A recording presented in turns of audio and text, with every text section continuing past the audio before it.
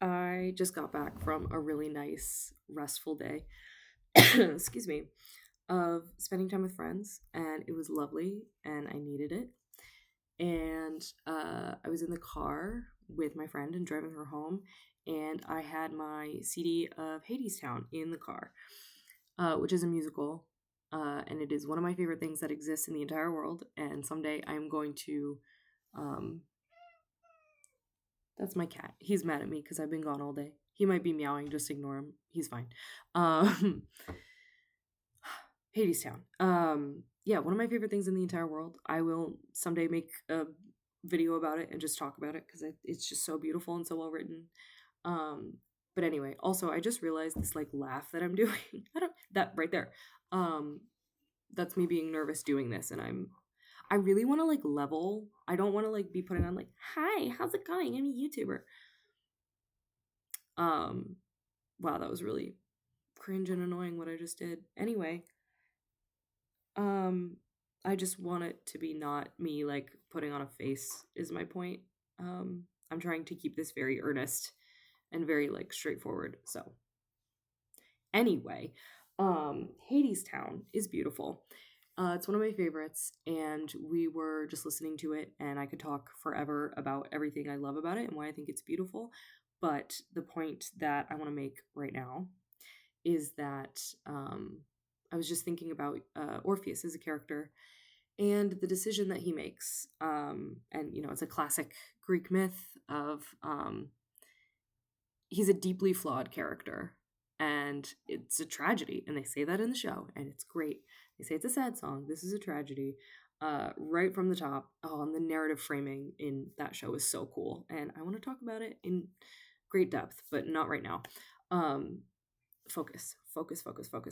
um so I was just thinking about the decision that Orpheus makes, and again, just harkening back to the conversation I was having the other day about where we're at with media discourse.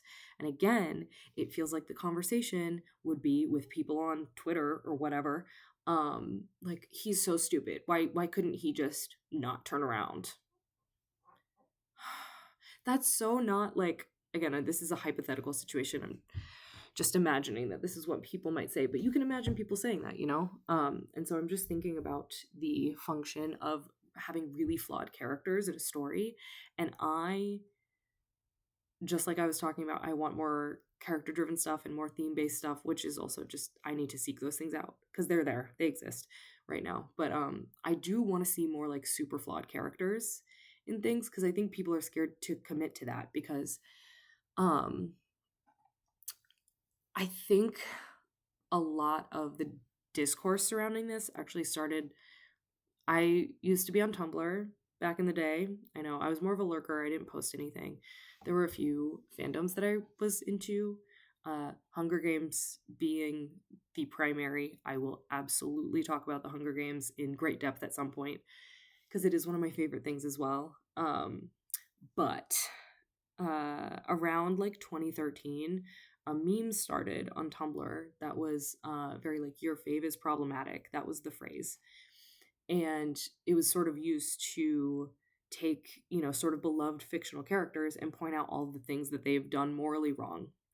And it started as a joke, but a lot of people took it very seriously. And I genuinely believe, I don't know that I have any evidence to back this up other than just I've existed on the internet like everyone else has. This is just my theory. But I really think that that sentiment like really snowballed into the attitude that we have surrounding a lot of media discourse now, and like some of the maybe cancel culture stuff, which is so nuanced, and so I'm not going to touch that right now.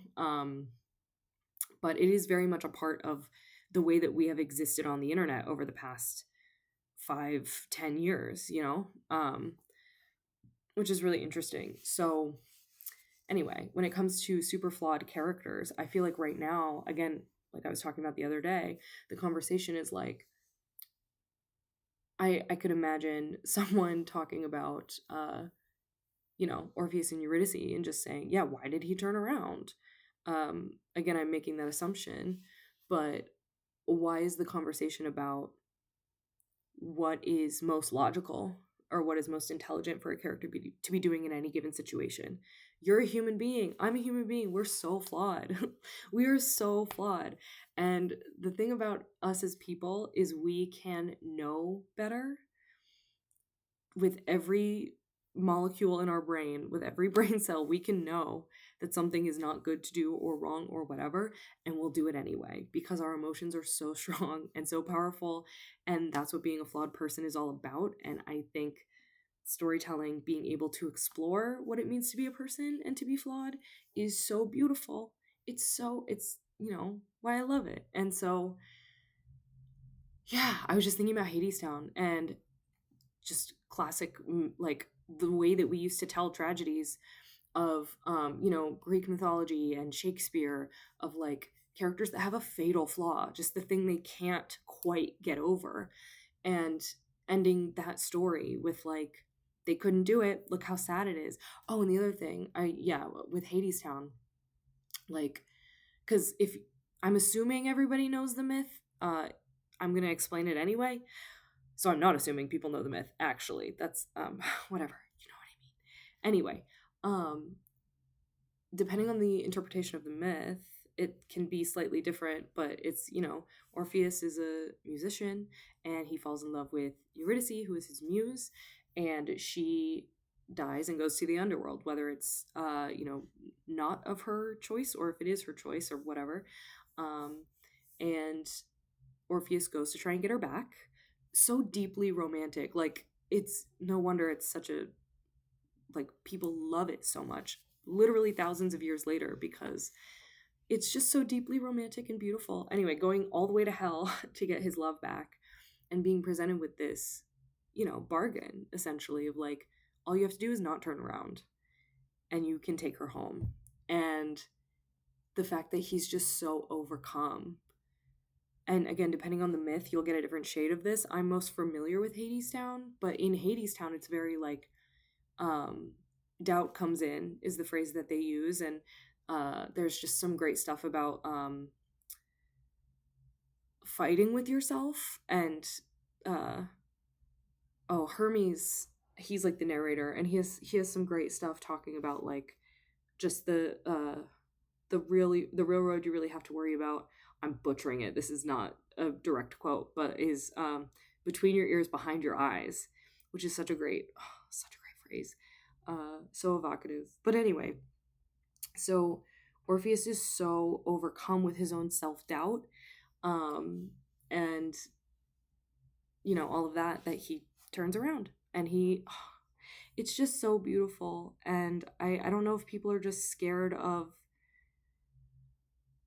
being sad. I've really enjoyed being sad. Like, when it comes to media, I've been really loving sad stuff the past few years, I think, because I've always been such a people pleaser, and I've, for a lot of my life, felt like I wasn't allowed to experience anything but a sort of placid cheerfulness, which ties into my religious background and all kinds of other stuff, which is not anything we need to unpack right now or in this context. But anyway, I really love sad media and I love a good cry, obviously. So yeah, I don't know if people are just scared of stuff that's sad and people just want to use storytelling as an escape. But again, I'm looking for story as exploration and examination. And having deeply flawed characters is a huge, huge part of that. It's so human. And I think it adds a lot of like really beautiful emotional color to a story, because you then, as the reader or the listener or the watcher or whatever, the viewer, is like, no, don't do that, why would you do that? And like, you're evoking a feeling from a viewer, or however you're consuming something. I think another really great example of this is the video game The Last of Us, the first one. It is one of my favorite things also that exists in the entire world. I will talk about it in great depth at some point. I have a very rich and wrought personal history with that franchise. But speaking strictly as a fan and speaking only about the first game for a moment,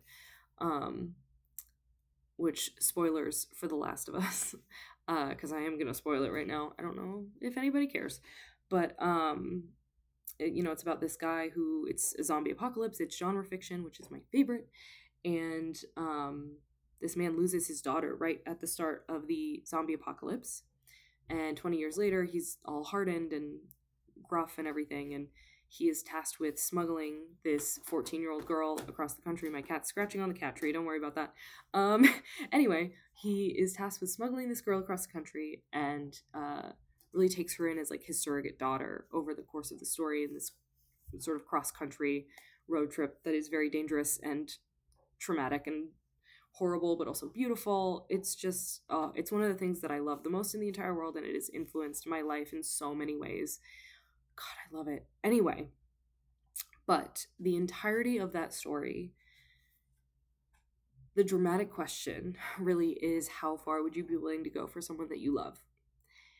And it pushes that idea to the absolute extreme. And again, this is why I love genre fiction. We're using the trappings of existential horror and survival of the human race has been condemned to this horrible, horrific, like scary, it's a zombie apocalypse. Like there's no hope that anything's gonna make it go away or help or whatever. And you have these two characters who just have this beautiful bond that they've formed, and they get all the way across the country. And Ellie is this girl's name.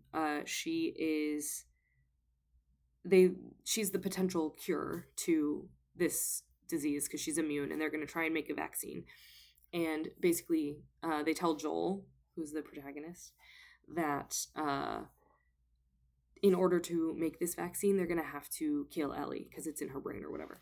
And he goes berserk and murders all these people in the hospital, including a bunch of doctors who are very valuable in the apocalypse, and they're the ones heading up this research to try and make this vaccine and everything. So it's obviously a big deal. And he gets Ellie out of there, and they drive away, and it ends with this absolutely beautiful and heartbreaking scene of her confronting him about it and him lying to her. And that last shot of Ellie's face is so beautiful, and I can't believe just that they were able to do it. And I won't expound upon that anymore right now, but I think you can tell how much I love it. Anyway, but what I think is so phenomenal about that story is that it asks its question of how far would you be willing to go, and its answer is he's willing to condemn the entirety of humanity to save this girl that he loves, who's basically his daughter, And what a great story. Like you've given me a deeply flawed character who made an incredibly strong choice. There are a few choices that you could make that are stronger than that. And that's what makes compelling characters. And the discourse surrounding that game, especially around 2020, really turned, it felt like, to, yeah, Joel's terrible. We all always hated Joel because he murdered all those people in the hospital. And whether or not he was a morally good character for potentially even part of the conversation too was like, well, there's no evidence that the vaccine actually would have worked and they would have been able to manufacture it. That doesn't even need to be part of the conversation, because again, we're talking in such literal terms when the point of the story is to answer that dramatic question, right, of how far would you be willing to go for someone, and to make us buy it, to be on Joel's side, that he would do all of that to save Ellie. Because by the end of it, I mean, not everybody is, and that's, again, there's a lot of interesting conversations around the events, the ending of that game, and I think it's cool, but like for the most part, the text is trying to get you on board with Joel, and to be able to achieve that is I think a really cool, like, interesting narrative choice. It's just an interesting story, and it takes a big swing, and I really think it delivers on it. But for everyone to turn that conversation into, yeah, Joel sucks because he killed a bunch of people. That wasn't the question. We know it's a horrible, horrible thing to do that he did. That's that's why it's interesting. That's why it's interesting that we know it's bad and that he did it anyway to save the one person that he loved because he couldn't stand to lose her. That's so interesting. So why in the world does the conversation turn into some moral condemnation of Joel? He's not a real person. Hey, bestie, I love you. I love you. Joel's not real. I know we all want him to be. Joel is not real. And I'm not trying to be condescending. I'm making a joke, but I really just don't. It just frustrates me. And that's like that specific example is a story that I love so much. So of course I'm going to feel a certain type of way about it, but like all of that to say let characters be flawed. They need to be flawed.